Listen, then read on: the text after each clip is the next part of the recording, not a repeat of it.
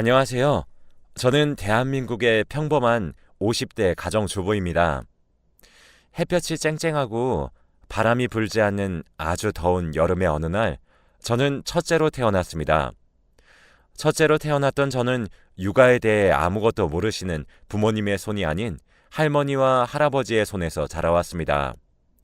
항상 돈 모으기 바쁘셨던 아버지와 어머니는 일주일에 한두 번 정도 얼굴을 보는 게 다였고, 할머니와 할아버지가 유일한 저의 친구였죠. 제가 태어나고 2년 뒤에 남동생이 태어나게 되었습니다. 남동생은 성격이 완전 밝고 활발한 저와는 다르게 가만히 앉아서 책 읽는 것을 좋아하고 시끄러운 것을 굉장히 싫어하는 동생입니다. 동생과 저는 학교를 다니며 공부를 하는데 저는 동생과 비교 대상이었습니다. 할머니께서는 항상 준영이는 이렇게 점수가 좋은데 왜 윤지는 이렇게 성적이 좋지 않은 거야? 나중에 커서 되고 싶은 것은 있니? 더운 날에 시원한 공간에서 일하고 추운 날에는 따뜻한 공간에서 일을 하고 싶으면 준영이처럼 공부를 해야 해, 윤지야. 이런 말씀을 하셨어요. 어린 나이에 칭찬 대신에 꾸중을 많이 들었고, 그렇게 저는 항상 할머니의 꾸중을 들으면 울었습니다. 그럴 때마다 할아버지가 저를 챙겨주셨어요. 그래서 저는 할머니와 할아버지 중에서 할아버지를 더 따르고 믿었죠. 윤지야, 인생에 사는 게 전부가 공부는 아니니까 걱정하지 말고 사람이 인성만 좋으면 돼. 저에게 항상 긍정적인 말씀만 해주셨던 할아버지께서 저의 회사 취직과 동시에 급성 뇌출혈로 돌아가시고 말았습니다.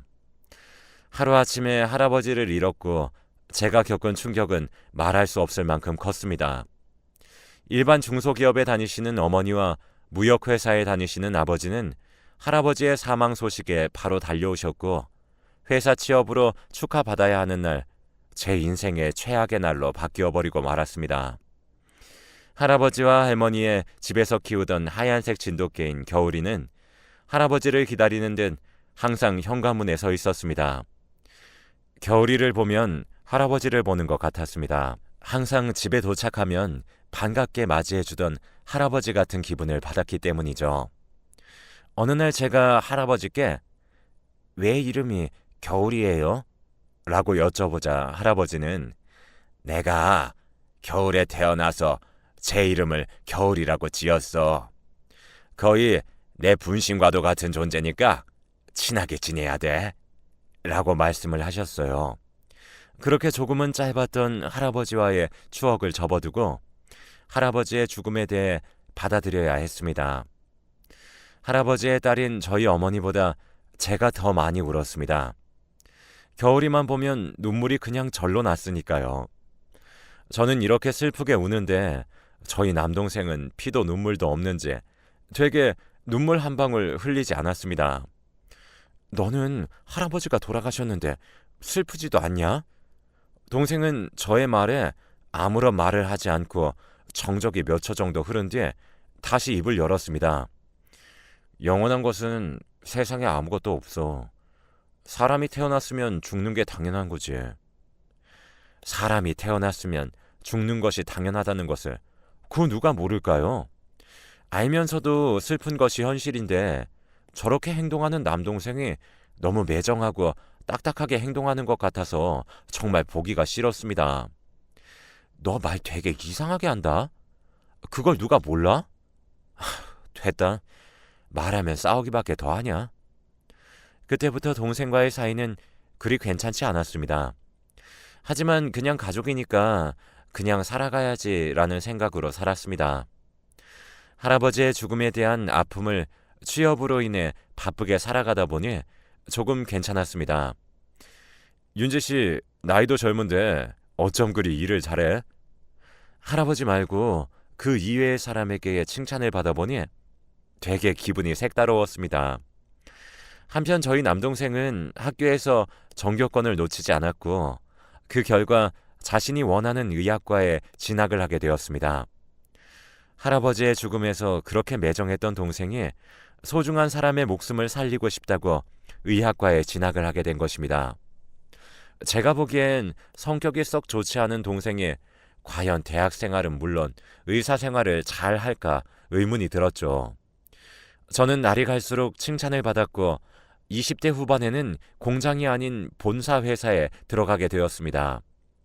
그렇게 옷 관련 본사에 들어간 저는 마케팅 업무 담당을 하게 되었고 그곳에는 또 다른 새로운 사람들이 있었습니다. 나와 같이 들어온 동기지만 항상 꾸중만 듣는 친구, 항상 예 아니면 아니오로 대답하길 원하는 대리님, 독설로 동기부여를 해주시는 팀장님 등등 새로운 사람들을 겪으니 조금 혼란이 왔습니다. 하지만 제 성격의 장점 중 하나인 긍정적이고 밝은 성격으로 인해서 사교성이 워낙 좋다 보니 한 사람 한 사람에게 다 적응을 해나가고 있었습니다. 그렇게 반복되는 하루를 보내던 중 대리님께서 갑자기 연애 이야기를 꺼내셨어요. 윤지 씨, 남자친구 있나? 결혼은 지금쯤 해야 하는 거 아니야? 내가 거래처에 아주 멋진 남자애 하나 있는데 소개시켜줄까? 항상 예 아니면 아니오로 대답하길 원하시는 대리님 앞에서 당당하게 아니요, 괜찮습니다. 라고 말씀을 드렸습니다. 그러자 대리님은 그 뒤로 저에게 모든 업무를 맡기셨습니다. 그 일이 있고 난 후에 항상 혼자서 야근을 하는 것은 물론 대리님의 업무를 제가 대신하는 경우도 있었고 조금만 실수를 해도 회사가 떠나가라 소리까지 지르시는 날들이 계속되었죠. 차라리 그냥 그만둘까라는 생각도 들었지만 내가 잘못한 것이 없는데 왜 나가지라는 생각이 들었고 도저히 참을 수 없던 저는 대리님의 자리로 가서 하고 싶었던 말에 대해 다 이야기했습니다. 대리님, 왜 그렇게 갑자기 저한테 못되게 구시는 건가요? 혹시 저번에 거래처에 아시는 분 소개해 주신다고 그랬는데 제가 거절해서 그러시는 거예요?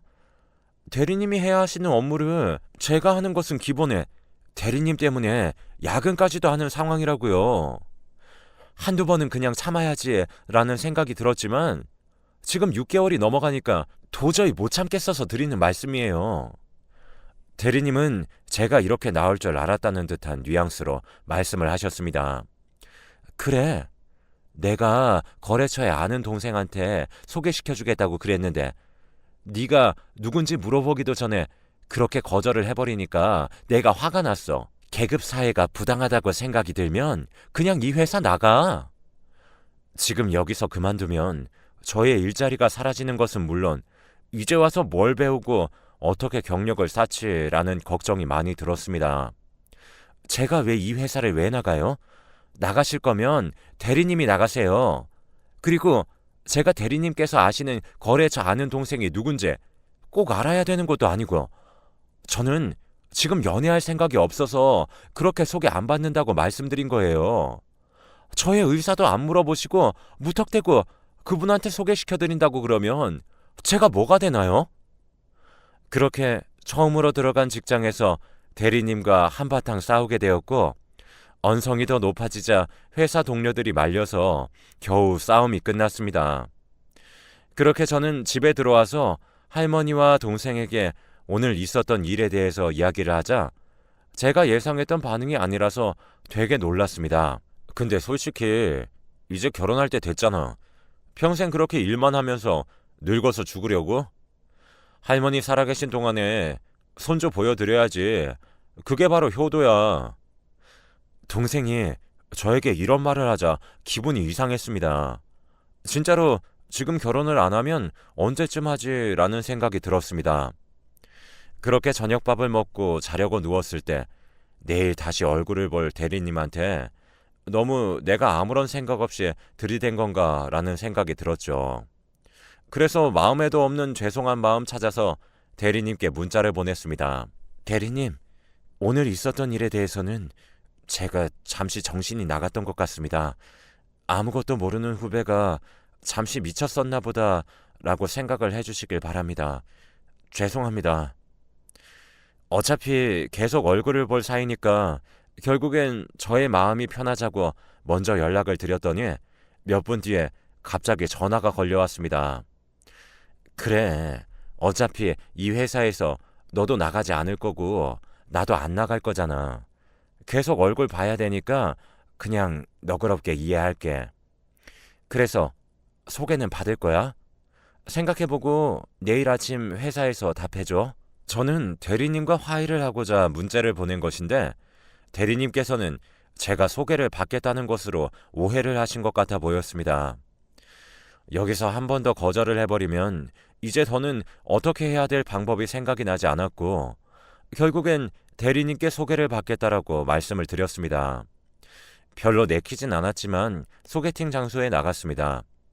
그렇게 잘 돼도 그만, 잘 안 돼도 그만이라는 생각으로 나갔던 소개팅이 긍정적인 방향으로 흘러가는 듯 싶었습니다. 하지만 저는 상대방에게 확실한 의사 전달을 해야 하는 것이 맞다고 생각을 했기에 말을 했습니다. 민석 씨, 죄송한데 사실 저는 소개팅이 잘 돼도 그만, 안 돼도 그만인 생각으로 나왔어요. 그러니까 뭐 저랑 굳이 잘 되려고 애쓰지 않으셔도 됩니다. 그러자 그 남자는 의미심장한 말을 했습니다. 알아요. 이미 저 다 알고 나왔어요. 앞으로 저 좋아할 일도 없을 거라는 거 아는데 저 딱 한 달 정도만 만나봐요. 그냥 연인으로 말고 친한 친구처럼. 결국 그 남자의 대답에 알겠다고 이야기를 했고 그 한 달을 매일매일 만났고 비가 오나 눈이 오나 바람이 부나 항상 어두운 저의 집 골목길을 데려다 주었습니다. 그렇게 약속한 한 달이 되었습니다. 윤지 씨는 저랑 한 달 동안 만나보니까 어땠어요? 그의 대답에 저는 긍정적인 대답을 했고 결국 저희는 2년의 연애 끝에 결혼을 하게 되었답니다. 그렇게 결혼을 하고 대리님께 제가 그때 왜 그렇게 싫어했는지 모르겠네요. 감사합니다. 라며 감사 인사를 드렸습니다. 모두의 축하 속에서 저희는 결혼을 했습니다. 결혼한 지 3개월 정도 되었을 때부터 저희 결혼 생활이 조금씩 금이 가기 시작했습니다. 바로 저의 동생 때문에 남편과 제가 싸우기 시작을 했거든요. 남편은 집에서 첫째이자 외동입니다. 장남이었던 남편은 홀어머니를 모시고 살았죠. 간이 선천적으로 별로 좋지 않으셨던 시어머니는 수술을 하지 않으면 목숨이 위태로워지는 상황까지 오게 되었습니다. 결혼하기 전부터 남편의 가정 환경에 대해서 잘 알고 있었지만 저는 그럴 때마다 내 동생 의사니까 괜찮아 라고 상관없다고 이야기를 했습니다. 하지만 그것은 저만의 생각이었다는 것을 왜 생각하지 못했을까요? 저는 동생에게 다가가 지금 상황에 대해서 설명을 했습니다. 내 남편의 어머니가 지금 되게 목숨이 위중한 상태인데 네가 수술비랑 병원비 조금 싸게 해준다던가 돈이라도 조금 보태준다거나 그렇게 해줄 수 없을까? 아니면 수술을 너가 진행을 해준다거나 워낙 요즘 세상이 무서워서 믿고 수술을 부탁할 사람이 없어서. 동생은 남편과 제가 있는 상황에서 이렇게 말을 합니다. 내가 왜 누나의 남편의 어머니를 도와줘야 돼? 그리고 내가 저번에 할아버지 돌아가셨을 때도 분명히 이야기했을 텐데 세상에는 영원한 게 없다고. 사람은 태어났으니까 죽는 게 맞다고 이야기를 했는데 그냥 보내드리는 게 맞지 않을까? 매형의 어머니가 그걸 더 원하실지도 몰라. 남편이 있는 앞에서 표정과 말투 하나 바뀌지 않고 아무렇지 않게 이야기를 하는 동생을 보고 저게 과연 인간이 맞나라는 생각이 들었습니다. 저게 매형의 어머니한테 가서도 과연 저렇게 말을 할 수 있을까 싶었고 저게 내 동생이라는 것이 처음으로 창피했습니다.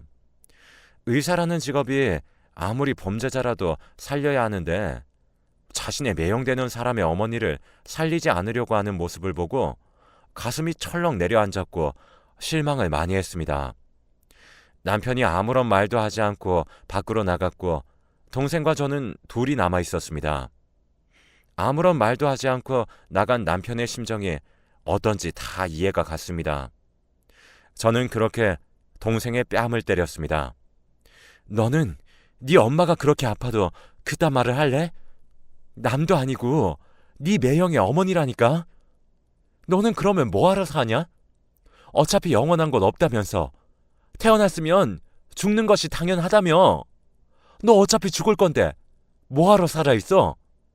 어차피 죽을 건데 뭐하러 의사하냐고. 그래, 할아버지 돌아가셨을 때 눈물도 한 방울 흘리지 않던 애한테 내가 뭘 바라고 찾아왔는지 내가 더 한심하다. 부탁한 내가 정신 나간 애지.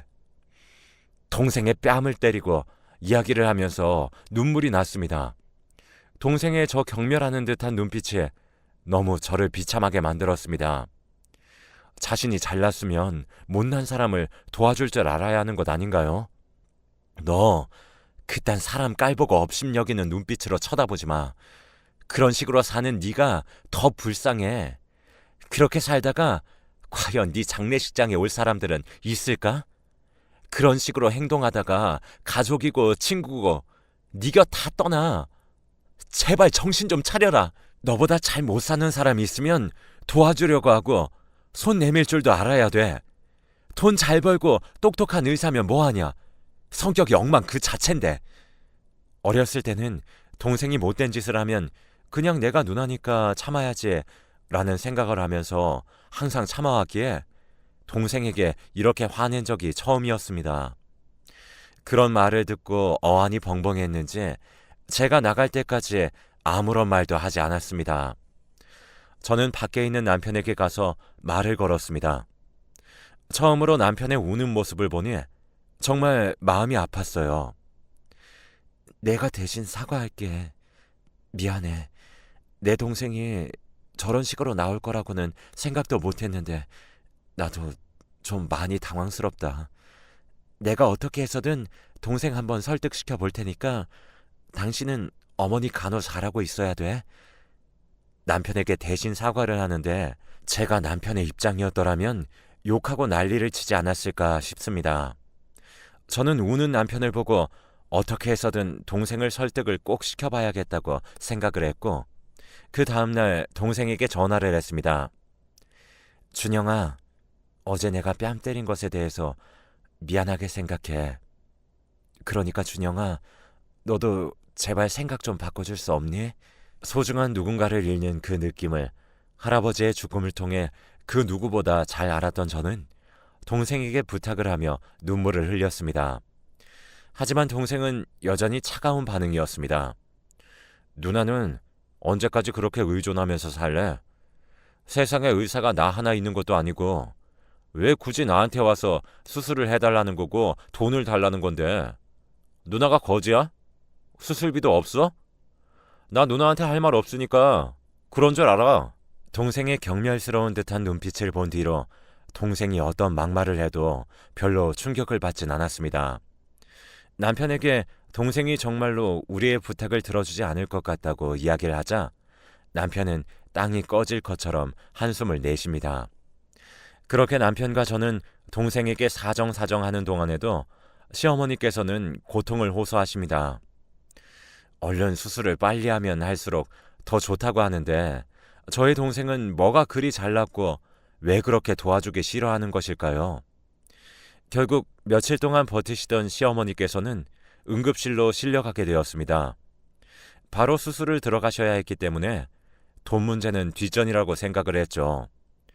수술을 하고 있는 시간 동안 남편과 저는 1분이 1년같이 느껴졌습니다. 그렇게 수술이 끝나기를 기다리던 중에 저희 할아버지가 생각났어요.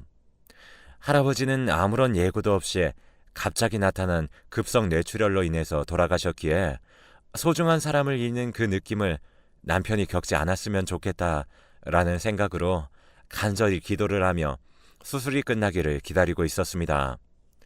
다행히 10시간의 대수술 끝에 시어머니의 목숨은 다시 되돌아오게 되었습니다. 남편과 저는 그제서야 한숨을 돌렸지만 문제는 돈이었습니다. 앞으로 계속 있을 병원 진료비와 약값은 물론 지금 당장 수술비와 입원비를 회사원 2명의 월급으로 감당하기에는 조금 벅찼습니다. 결국 남편과 저는 아는 지인들에게 사정을 이야기하면서 한두 푼씩 빌렸고 겨우겨우 돈을 마련하게 되었습니다. 일단 급한 불을 꺼야 한다고 생각을 했기에 돈 빌린 것은 나중에 일을 하면서 갚자라는 생각을 갖고 있었죠. 하지만 시어머니는 앞으로 입원을 하면서 더 경과를 지켜봐야 하는 경우였기에 일단 수술비만 결제를 하기 위해 데스크로 향했습니다. 남편과 저는 시어머니의 성함을 부르고 돈을 내려왔다고 이야기를 하자 최영희님 이미 수술비 납부 다 하셨습니다. 라고 말을 하셨습니다. 가족 중에 돈을 낸 사람이 아무도 없을 텐데 도대체 누가 돈을 냈을까 의문이 들었습니다. 도대체 누가 돈을 냈어요? 정윤지 씨 남동생이라고 그러시던데요. 곧바로 이 사실을 알자마자 동생에게 전화를 했어요. 그러자 동생은 저의 전화를 받지 않고 문자로 답장이 왔습니다. 나 지금 잠깐 회의 중이니까 문자로 보낼게. 누나한테 너무 못되게 굴어서 그냥 화해하자는 의미에서 낸 거니까 너무 고맙게 생각 안 해도 돼. 내가 상처 준 말들 그냥 다 무시했으면 좋겠어. 매형한테도 죄송하다고 좀 전해주라. 동생의 문자를 보고 저는 또 눈물을 흘렸습니다. 나중에 이야기를 더 하다 보니 자신의 생각이 너무 짧았다는 생각이 들었고 처음으로 손찌검을 한 누나를 보면서 많은 생각이 들었다고 하더군요.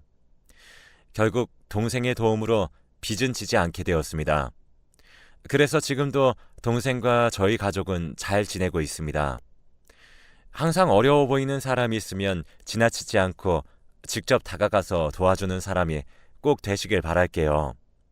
그렇다면 언젠간 자신이 어려워질 때 나에게 도와주는 사람들이 많아지지 않을까라는 생각이 듭니다. 여러분 모두 행복하게 사세요.